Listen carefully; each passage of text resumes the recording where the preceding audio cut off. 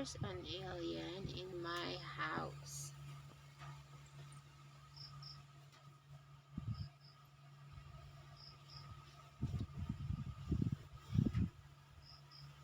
So the story is about a boy thinks there is an alien in the house, but it's something very different. Real? Hmm? Real? I don't know if it's real. Ba tayo nag-move? Ayan. There's commercial kasi. There's an alien in my house.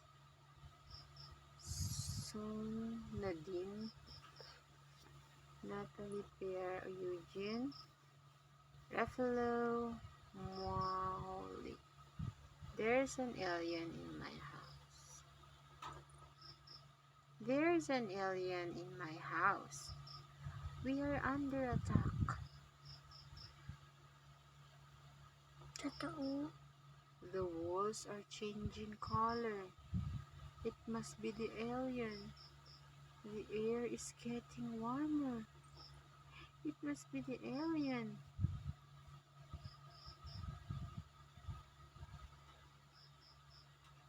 Strangers keep coming. It must be the alien.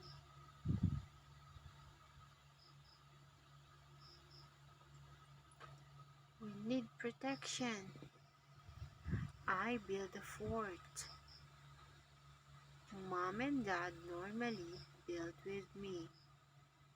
But these days, I feel invisible. It must be the alien. Parang narid na natin to, Jamie, no? I hear a weird noise in the middle of the night. It must be the alien.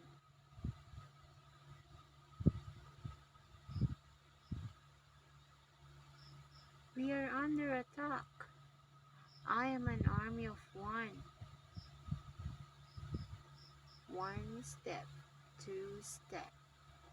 I am the army. 3 step, 4 step. Ready for battle.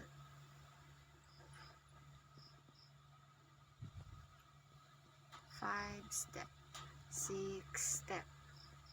Away with you, alien. 7 step, 8 step. I get closer.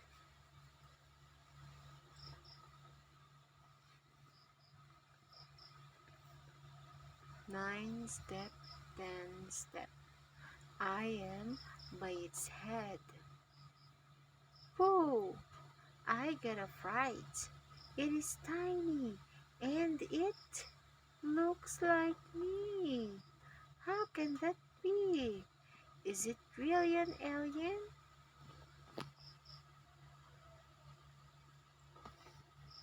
Maybe it's a friend. Maybe it's a friend. It's my friend. 1 step, 2 step. We are now an army of 2.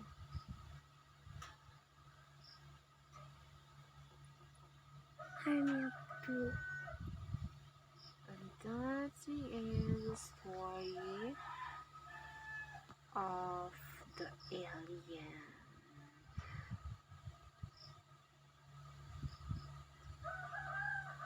Lisa. Yes. In the story, a child thinks there is an alien in the house and wants to fight it until he realizes that it is his. Sino raw yung alien? Friend?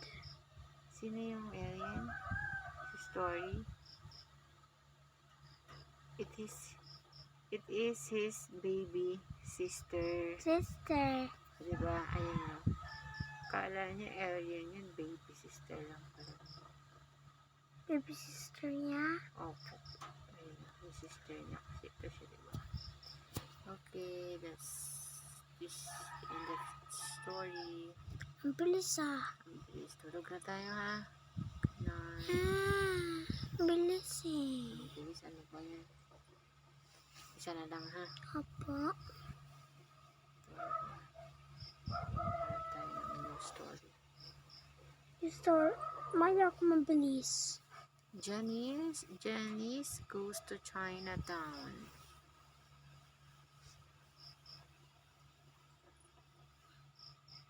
Too many faces. Yun. Nasa mata, too many faces. Opo. Too many faces. Percy loves pulling faces. Until one day, the unthinkable happens.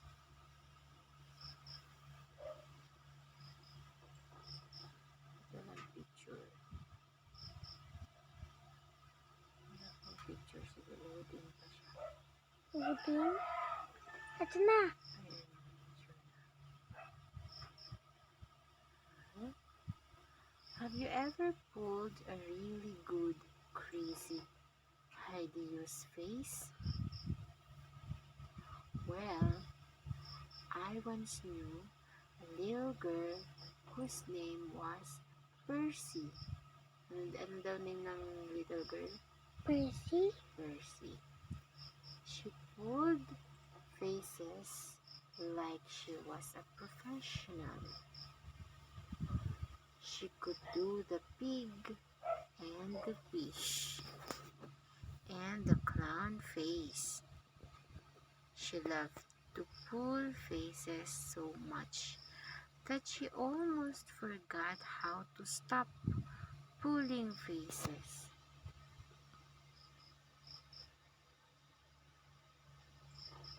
She loved surprising her mama, who wished she wouldn't. Every time Mama popped her head around the door of her bedroom, Percy would lower the book and Mama would jump. "Percy," she would scold, "put the face away. The wind will change and you'll be stuck with it." Hala, sabi ng mama ni Percy, huwag daw siya mag-pull ng face. Ganyan siya ng face. Nag-iiba siya ng mga faces. Kasi mag-i-stuck daw yung gano'n na face. If the wind will, if the wind, I'll put that face away, the wind will change, and you'll be stuck with it. Percy would laugh then, and put her book back over her face. But just when Mama thought she was doing something sensible, like reading, and had just turned to leave, Percy would lower the book again. Bam! Another crazy face. There was nothing to be done.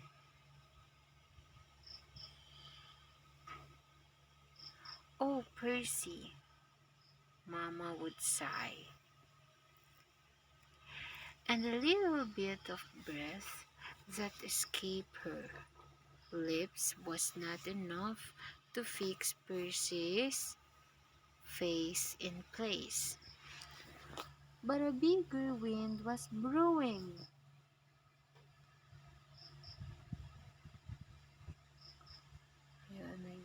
One day, Papa was digging tomatoes in the garden. Percy popped up behind him. "Booyah!" she cried. But far, far away in deepest, chilliest Antarctica, a winter breeze skipped over some ice floes. It raced over sea and land, ice and forests, towns and villages, before landing to rustle some leaves in Percy's garden. And not only rustle the leaves, Percy went to take off her Booyah face, and she couldn't.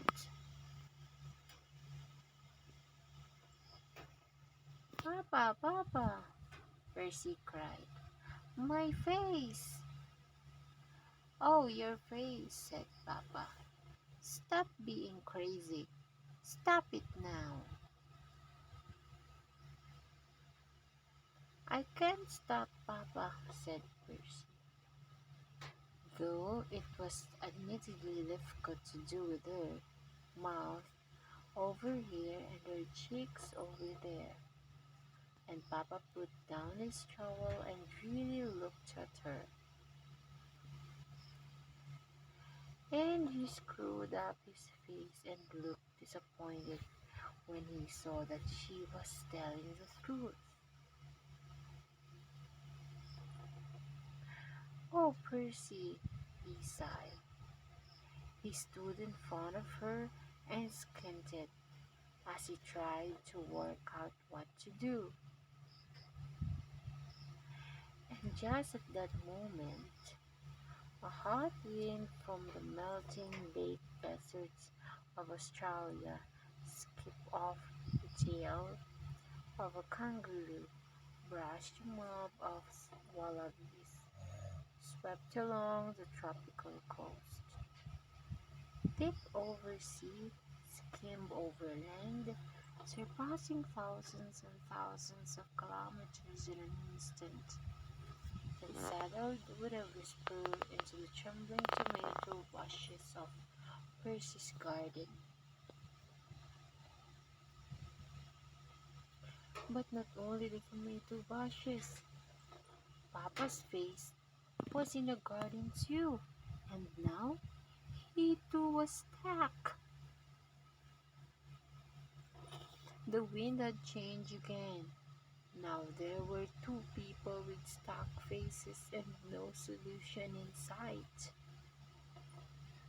Stuck na yung faces na yas. Faces nila like this one. Oh no. Mama! Both Percy and Papa cried. And although Mama was busy painting pictures on the deck, she came running when she heard the horror in their voices.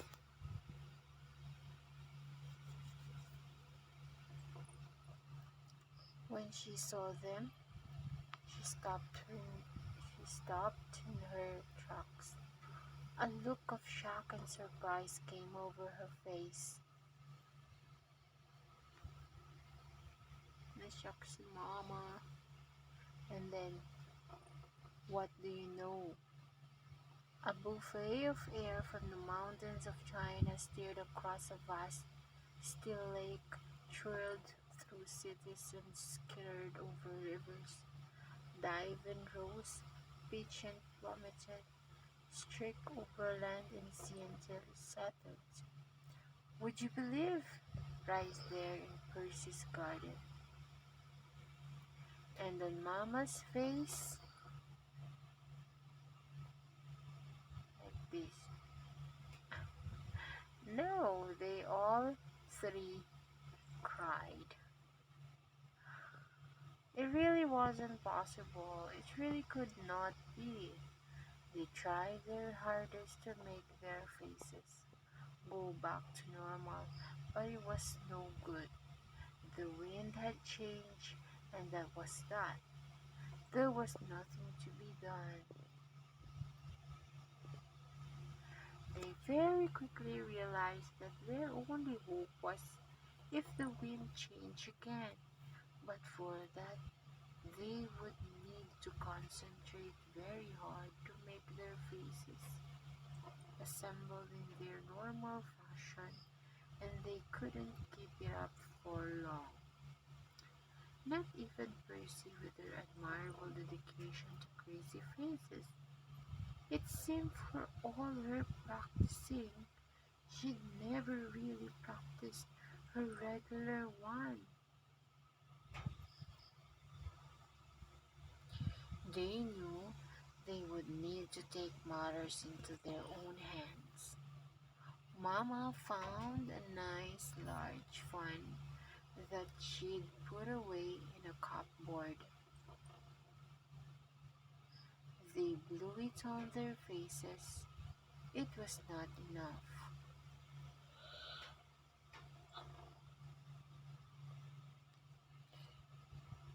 They tried a hair dryer. Gusto nila Jamie bumalik yung face nila sa original face nila. They tried a hair dryer. They tried running very fast through the garden. They tried cartwheels and shaking their heads and using a lady's folding fan to make a stiff wind. They tried everything they could think of, but nothing worked. The wind had changed, and that was that. But then Percy, who was a clever girl, stopped. She looked around her, and then she looked at you. "Please," said Percy, "can you please turn the page now?" And then Percy and her mama and papa all look at you. Ah, look naman sila sa'yo. Ah. Trying their best to put on their normal faces. Now, what do you know? But the merest little puff of wind emitted from the motion of your finger drawing down the next picture was enough to change the wind just slightly so that it ran across the screen and through the wires, skipping along lighted passageways and down electrical currents until it found Percy's garden hidden in there. Deep in this story, deep in your imagination. And what do you know? It worked. You saved the day. Percy, her mama, and papa were restored to their normal faces. And they were very careful not to pull too many faces ever again. And that's the end of the story.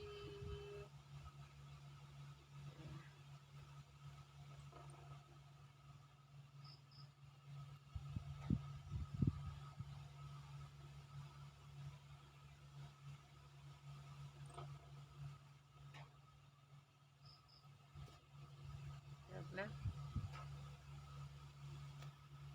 Good night. I I love you. love you And forever. forever, Ever and ever. ever. Dreams. With dreams Sleep tight. tight.